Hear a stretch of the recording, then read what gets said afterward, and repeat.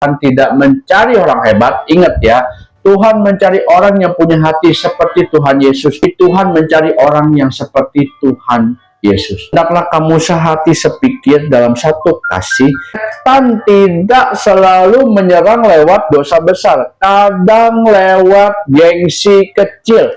Setan tidak menyerang di dalam dosa besar. Kalau kalian hari ini kamu suka iri, suka banding-bandingkan diri, suka sakit hati, dan juga kalau kalian ke gereja tapi ternyata pulang masih berdosa, ingat ya, kalian harus minta ampun dan bertobat itu ya. Jangan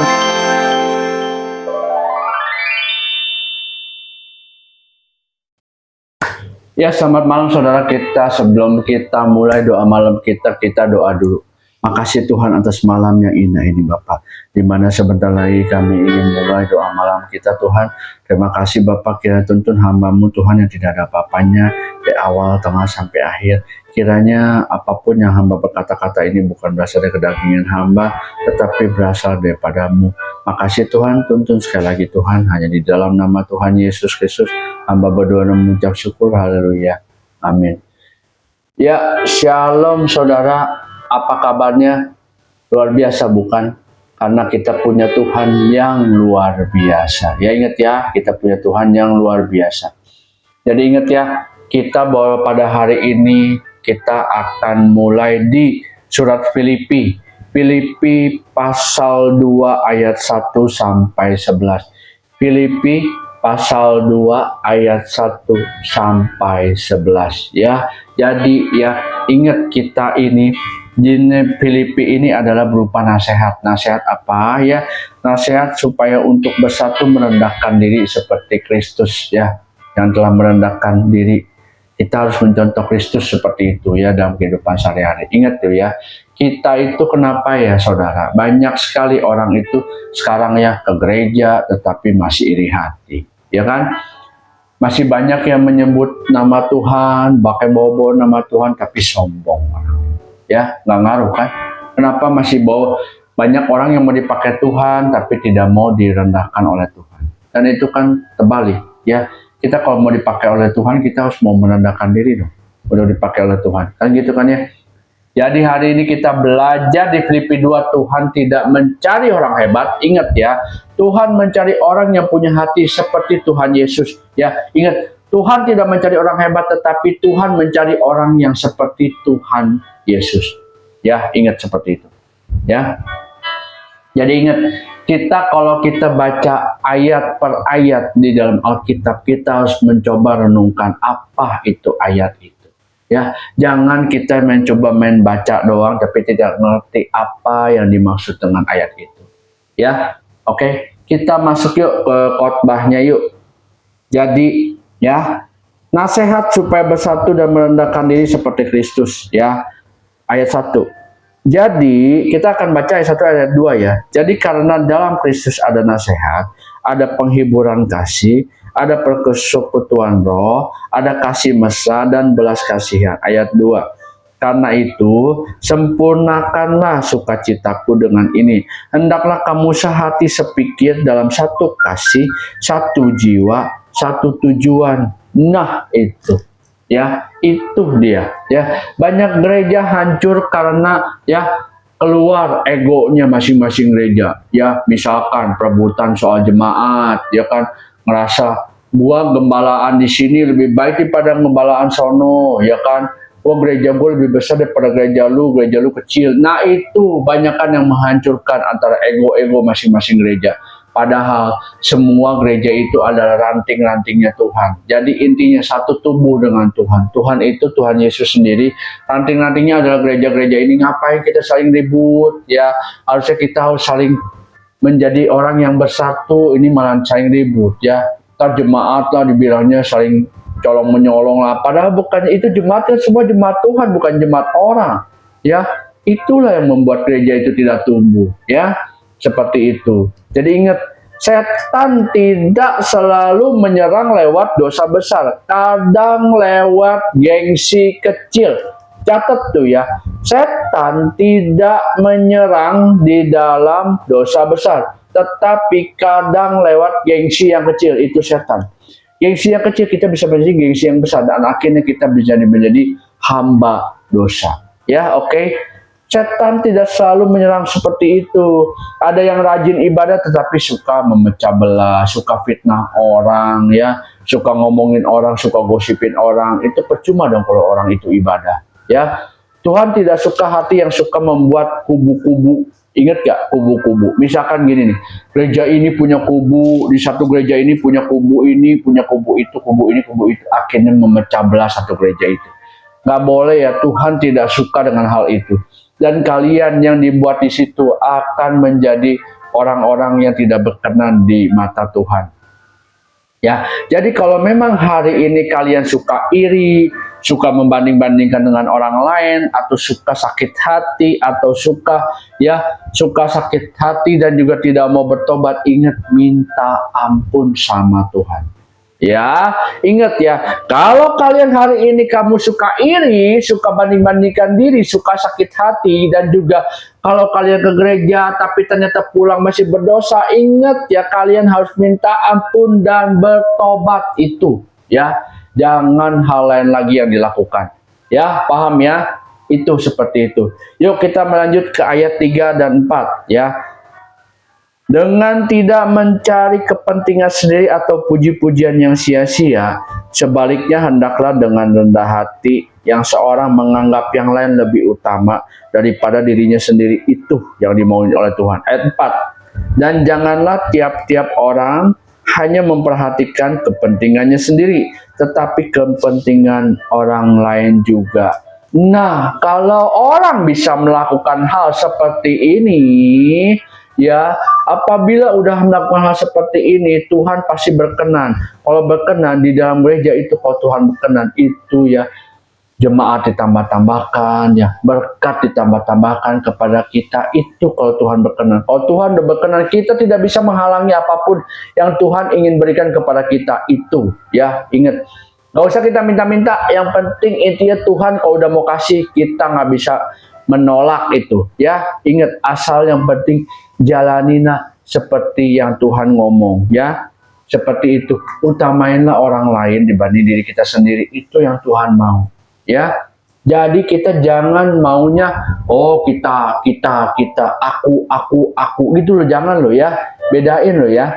Jadi ingat ya, jangan seperti itu. Jadilah apa yang Tuhan mau dan kehendaki. Yuk kita masuk ke ayat 5 sampai ke 8. Hendaklah kamu dalam hidupmu bersama menaruh pikiran dan perasaan yang terdapat juga dalam Kristus Yesus. Ayat 6-nya, yang walaupun dalam rupa Allah tidak menganggap kesetaraan dengan Allah itu sebagai milik yang harus dipertahankan. Ayat 7, ya, melainkan telah mengosongkan dirinya sendiri dan mengambil rupa seorang hamba dan menjadi sama dengan manusia. Tuh kan, ya. Ayat 8-nya, dan dalam keadaan sebagai manusia ia telah merendahkan dirinya dan taat sampai mati, bahkan sampai mati di kayu salib. Tuh, ya, Tuhan aja mau merendahkan diri untuk, ya, ikut jadi manusia. Ya, apalagi siapa kita ini loh, kita ini bukan siapa-siapa gitu loh. Apa sih yang kita mau tinggiin? Nggak ada yang kita mau tinggiin. Malu kok kita mau tinggi, kita mau sombong-sombongan tuh malu, ya. Tuhan aja mau, ya. Nih, ya, saya bacain lagi. Tuhan aja walaupun dalam rupa Allah tidak menganggap kesetaraan dengan Allah, ingat tuh, ya, sebagai milik yang harus dipertahankan. Tuh, Tuhan sendiri seperti itu. Masa kita mau mempertahankan milik kita? Kita nggak punya apa-apa. Ingat ya, kita mati pun nggak bawa apa-apa. Malu kita kalau menjadi orang yang sombong itu. Nggak ada gunanya kita menjadi orang yang sombong. Ya, ingat satu hal. Kita menjadi orang yang sombong itu, orang yang congkak itu dibenci oleh Tuhan loh. Kalau kita menjadi orang yang sombong, ingat dibenci sama Tuhan. Tuhan tidak suka dengan orang yang sombong dan congkak itu. Ya, jauhkan itu, jauhkan itu, jauhkan itu. Ya, seperti itu. Ya, oke. Ya, ingat ayat ke-8-nya aja, dan dalam keadaan sebagai manusia ia telah merendahkan dirinya dan taat sampai mati, bahkan sampai mati di kayu salib. Tuh, bayangin.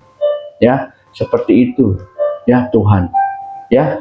Yuk kita masuk ke ayat 9. Ya, ayat 9 sampai 11, ya. Itulah sebabnya Allah sangat meninggikan dia dan mengaruniakan kepadanya nama di atas segala nama. Ayat 9 tuh ya. Ayat 10. Supaya dalam nama Yesus bertekuk lutut segala yang ada di langit dan yang ada di bawah bumi dan yang ada di atas bumi dan di bawah bumi. Maksudnya ya. Ayat 11. Dan segala lidah mengaku Yesus Kristus adalah Tuhan bagi kemuliaan Allah Bapa. Catat ya, itu Allah meninggikan dia ya. Ingat, karena Yesus itu taat dan rendah hati, Allah meninggikan dia. Dunia bilang tinggikan dirimu, itu dunia, kata dunia seperti itu. Tetapi Tuhan bilang apa? Rendahkan dirimu dahulu. Beda kan? Kalau dunia bilangnya apa? Tinggikan dirimu. Tetapi kalau Tuhan bilangnya apa? Ya, rendahkan dirimu dulu. Kan, iya kan? Dunia bilangnya apa? Kejar pujian manusia. Ya, dunia bilangnya kejar pujian manusia, tetapi Tuhan bilangnya apa? Cari hati yang taat. Ya, Tuhan itu inginkan hati yang taat. Ya, kalau dunia bilangnya kejar pujian manusia, tetapi Tuhan inginkan hati yang taat. Berarti Tuhan tidak mengejar ya yang seperti dunia cari. Tidak seperti itu. Makanya carilah perkenanan Tuhan. Carilah perkenanan Tuhan. Carilah perkenanan Tuhan. Biar Tuhan yang selalu menyertai kita di dalam kehidupan sehari-hari kita. Jadi kita kalau memang andai kata ikut dengan Tuhan, tidak setengah-setengah. Jadi kita menjadi orang yang tulus hati dan akhirnya Tuhan berkenan kepada kita. Ya, ingat, banyak orang yang mau mahkota tetapi tidak mau menyalibkan diri. Maksudnya menyalibkan diri apa? Kita ya mau berkatnya daripada Tuhan, tetapi kita tidak mau menyalibkan diri. Menyalibkan diri itu maksudnya merubah karakter kita yang buruk-buruk itu loh. Kita menyalibkan diri itu namanya. Misalnya kita punya dosa, punya karakter yang buruk, kita harus mau dibentuk oleh Tuhan. Itu dulu baru kita mengejar berkat Tuhan. Ya, ingat ya, kita harus mau, kalau memang ada kata kita mau berkat Tuhan, kita harus juga mau taat sama Tuhan. Jangan kita udah mau berkat Tuhan tetapi kita kerasin hati. Jangan seperti itu, Tuhan tidak suka hal-hal seperti itu. Ya, paham? Ingat ya, kalau kita mau dipakai oleh Tuhan, kita juga harus mau dibentuk oleh Tuhan. Ya, kita kalau mau dipakai oleh Tuhan, kita harus mau dibentuk oleh Tuhan. Ingat tuh ya, kesaksian saya pribadi nih ya. Saya udah bilang ya, saya udah pernah waktu itu live streaming, saya kesaksian, sekarang saya kesaksian sedikit tentang saya. Saya itu adalah orang yang dulunya orang yang sombong, orang yang tamak, orang yang congkak, orang yang menghambakan uang saya. Ya, akhirnya Tuhan bentuk saya melalui proses yang lama, bertahun-tahun. Ya, bahkan puncaknya sampai saya pernah masuk penjara selama 2 minggu. Ya, 2 minggu saya di penjara, saya merasakan gimana pahit getirnya di penjara itu seperti apa. Ya, bahkan kita tidur kayak ikan pepes rame-rame, dan juga ya itunya apa, toiletnya 1x1. Ya, buat ceboknya cuma ada di situ, buat mandinya cuma ada di situ. Jadi bayangkan joroknya dapat, ya makannya sehari cuma dikasih nasi kucing sekali segini doang. Minumnya cuma dikasih 200 ml untuk sehari doang. Bayangkan, kehausan iya, kelaparan iya, kita kita dapat seperti itu. Saya dibentuk saya. Ya, ingat, di sini kita bisa menghindari nyamuk, di sana nyamuk nyerang. Semula jam 5:30 sore nyerang kita, 5:30 sore sampai pagi. Kita nggak ada yang namanya jam, kita nggak tahu jam berapa, tetapi kita cuma tahunya nyamuk jam 5:30 itu nyerang sore, ya 5:30 pagi ya mulai ada sedikit-sedikit cahaya, baru nyamuk itu pada pergi. Nyamuknya nyamuk kebon, yang nusuk ke kita itu tusuk sakit bener, yang udah sakit gatalnya minta ampun. Bahkan kita mau tidurnya susah, kenapa? Masuk ke kuping kita, wing kita. Sovel nggak ada, autan nggak ada, ingat ya, nggak ada autan, nggak ada sovel. Jadi kita bener-bener merasakan ya, udah gitu tempat toiletnya jorok, kita merasakan yang namanya itu kan, maafnya kalau namanya toilet itu kayak gitu kan, nyampur dengan orang kan tahu sendiri, kencing, bau pesing, nya kadang-kadang kita mesti bersihin. Aduh, bener-bener itu 2 minggu yang bener-bener membuat karakter saya dirubahkan ya di situ. Tapi ingat, saya di situ bertobat, Ya, ingat di situ saya bertobat kepada Tuhan dan akhirnya di situ saya dipakai oleh Tuhan sampai sekarang. Walaupun tidak seperti orang langsung just kayak orang pakai Superman ganti jubah gitu, enggak ya. Saya diproses tetap ya. Dari mulai 2014 saya di penjara sampai sekarang ya, 12 tahun saya diproses oleh Tuhan tetap. Namanya proses oleh Tuhan itu tidak segampang apa yang kita inginkan. Kita kadang-kadang maunya cepat, tetapi Tuhan maunya ya sesuai proses apa yang Tuhan mau. Tidak enak, tidak nyaman, sakit hati, sakit semuanya, sakit daging kita dicubit ya, bahkan kita nangis pun juga terus air mata keluar, itu diproses oleh Tuhan. Makanya kalau orang-orang yang mau diproses oleh Tuhan, ya kalau dia taat dan dia ikutin apa yang diproses oleh Tuhan, biasanya orang-orang itu selalu keluar menjadi pemenang, kecuali orang yang diproses oleh Tuhan akhirnya give up, ya akhirnya menyerah. Itu berarti orang-orang itu akan mundur dengan sendirinya. Ya, kalau orang diproses oleh Tuhan ternyata dia memilih untuk mundur, berarti orang itu hanya mengharapkan kebinasaan dia sendiri. Catat ya, kalau kalian lagi diproses oleh Tuhan, didapetin masalah oleh Tuhan, ternyata kalian mundur, kalian yang rugi sendiri. Kenapa? Proses dari Tuhan itu membentuk karakter kita loh. Membentuk karakter kita, membentuk pribadi kita, dan kita menjadi orang-orang yang lebih baik ke depannya. Dan kita juga akhirnya bisa menjadi orang-orang yang berkenan di mata Tuhan. Ya siapa yang nggak mau orang yang berkenan di mata Tuhan? Semua orang mau, tetapi nggak semua orang mau menjalani prosesnya. Mau berkatnya tetapi tidak mau menjalani prosesnya. Itulah manusia. Ya, saya termasuk orang-orang yang menjalani proses Tuhan bertahun-tahun. Ya, ingat ya. Jadi ya ingat ya sekali lagi. Hari ini ya, ingat hari ini. Tuhan tidak tanya seberapa sukses kamu. Ya, Tuhan hanya tanya apakah hatimu sudah punya hati seperti Kristus. Itu yang Tuhan tanya. Ya, masihkah ada kesombongan di dalam hatimu? Atau masihkah ada iri hati di dalam hatimu? Ya, atau masihkah ada kepentingan diri sendiri di dalam hatimu? Ya, jadi Tuhan hanya mengajarkan hari ini, bertobat untuk hari ini. Bertobat untuk hari ini. Turunkan ego kita sebelum hidup kita dijatuhkan oleh Tuhan. Ingat, saya dulu sempat merasa dijatuhkan oleh Tuhan. Dan akhirnya saya baru ngerasain tobat. Untung Tuhan masih kasih saya kesempatan. Kalau enggak, saya sudah masuk neraka dan binasa sampai saat ini. Ya, oke. Jadi ingat ya, kita harus meninggikan Tuhan, bukan diri kita. Ya, sekali lagi, yuk kita tutup dari dalam doa. Tapi sebelumnya kita udah bilang ya tadi, kita masuk ke Filipi pasal 2 ayat 1 sampai 11. Ya, oke. Kita itu harus menjadi orang-orang kepemilikannya Tuhan. Ya, yuk kita tutup di dalam doa.